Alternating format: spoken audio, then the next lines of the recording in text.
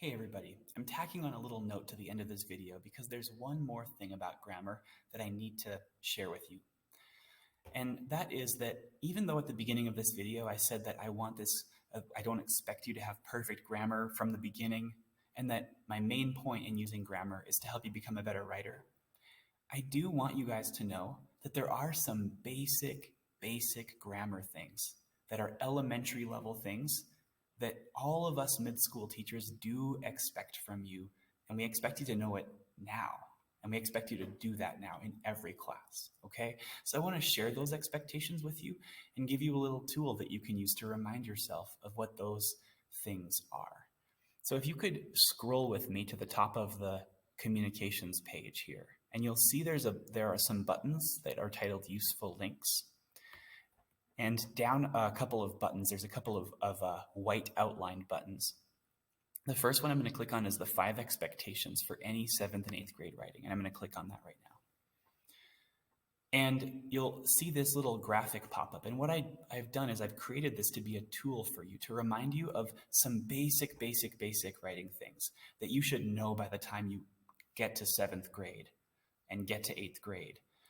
That you should just always do in any writing or any work that you turn into a teacher.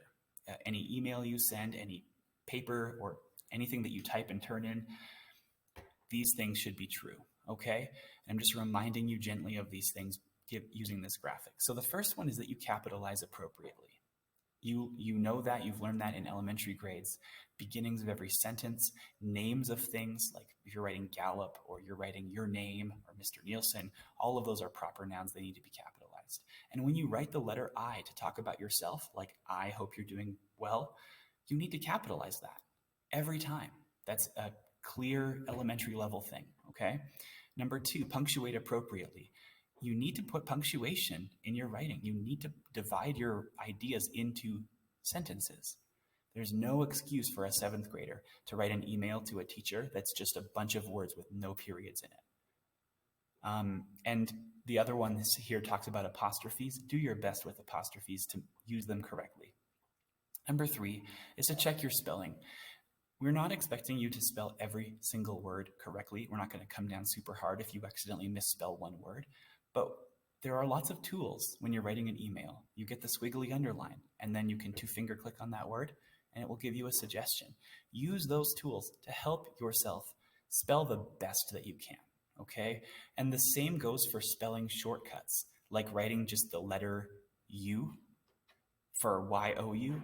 That's not okay when you're in middle school anymore, okay? If you're texting your friend, it's okay, but not if you're doing any work in middle school. Okay, so you need to make sure your spelling is okay. But number 4 is just check through when you're doing work and check for those commonly confused words like there and your and your, or two and two. Those are just basic things that by now you should know and you should do all the time. Okay, if you miss it every once in a while, that's fine, but we expect you to make an effort to double check those. And then the last one, number 5, is the whole thing we've been working on for these first 3 weeks. Especially in emails with teachers. Aim for professionalism. You've probably already done a lot of emailing with teachers for these first 3 weeks. And I want you guys to know that one of the reasons we're doing this is that we now expect you in any email with any teacher to follow these guidelines. You should have a greeting and a closing in every email. You should make sure your purpose for writing is clear. You should have a clear subject line, and you should not write your entire email in the subject line. Ever for a teacher, okay? Make sure that your tone is polite. All of these things, we're expecting you to now apply them to actual real life when you're emailing your teachers. I hope that's clear. Again, I'm not expecting perfection, but I am expecting effort. We teachers can tell when someone has put an effort into trying to make sure their writing meets these basic expectations, even if you mess up a little bit.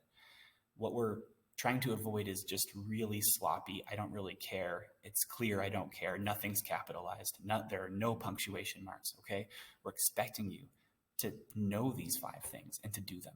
And if you forget, come back here, look at this checklist and use it to help you, okay? So I'm going to go down now. You can, by the way, let me just show you this. I also put a button to the email expectations checklist that gives a few more specific things about emails, you're really familiar with this by now. But I'm just going to leave it here so that if you ever want to go back and refresh yourself, it's right there. Okay, the last thing I'm going to ask you guys to do then after watching this piece here is going back down to activity 3.3. The first thing you're going to do is do this quill piece and complete the beginning check-in activity. But then I want you to just take 2 minutes and also complete this writing expectations form. When you click on the button that's right here, you'll see that I've also put that same image right here so that you can look at it again if you want to. And then at the bottom, there are 4 statements that I'm going to ask you to check off on to show that you are saying, yes, that's true for you. Okay, it says, please look at the image above, look back over it, and then read these statements below and check the box once that statement can be true for you. Number 1, I have read and understand the 5 middle school writing expectations. 2, I understand these expectations apply to work that I turn in for all classes, not just communications. 3, I understand that if work that I turn in does not meet these expectations, that any of my teachers are free to return the work back to me and ask me to redo it. Because there's no excuse for you to be turning in sloppy work that doesn't do these basic elementary things. So that's the third one. And the last one is, I understand that my teachers simply want me to represent my best self in all the writing and all the work that I turn in. So once you're ready, check these 4 boxes off and click submit. Really easy. And that's it. Thank you guys. Again, we're not looking for perfection, but we are looking for you to make an effort to turn in the best quality writing and work in every situation, every class that you can. All right, guys.